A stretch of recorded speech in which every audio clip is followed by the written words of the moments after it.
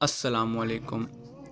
ہم روز خبروں میں دیکھتے ہیں کہ کہیں بندوقیں چل رہی ہیں، کہیں چاقوؤں کے وار اور کہیں تیزاب کے حملے۔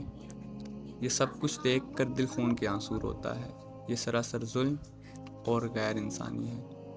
قرآن مجید کا ایک طالب علم ہونے کے ناطے جب میں اس کے الفاظ اور گرامر پر غور کرتا ہوں تو میرے سامنے سورہ مائدہ کی عظیم الشان آیت آتی ہے، جس میں اللہ تعالیٰ ارشاد فرماتا ہے کہ جس نے ایک جان کو ناحق قتل کیا اس نے پوری انسانیت کا قتل کر دیا۔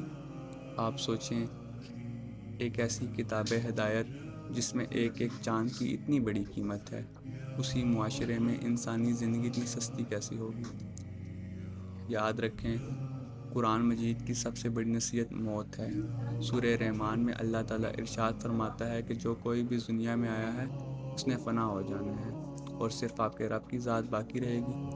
وہی ذات حکمت والی اور کرم والی ہے۔ اس دنیا میں موت کا انکار کرنے والا آج تک کوئی پیدا نہیں ہوا۔ موت ایک ایسی اٹل حقیقت ہے جس سے کوئی بھاگ نہیں سکتا۔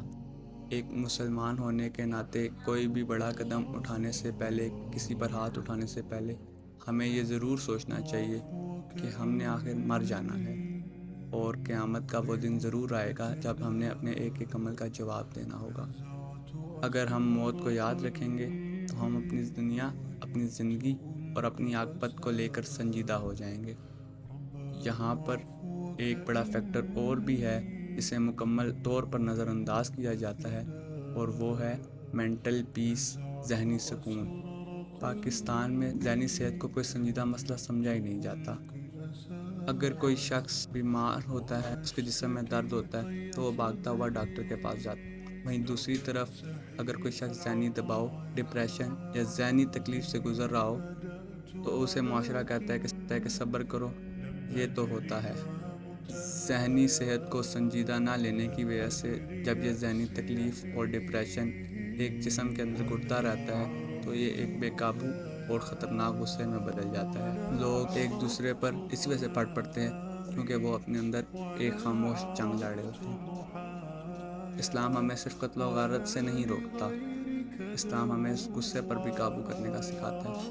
حضرت محمد صلی اللہ علیہ وآلہ وسلم نے فرمایا، طاقتور وہ نہیں ہے جس سے غصہ آئے اور وہ کسی کو پچھاڑ دے، بلکہ طاقتور وہ ہے جس سے غصہ آئے اور وہ اس پہ قابو رکھے۔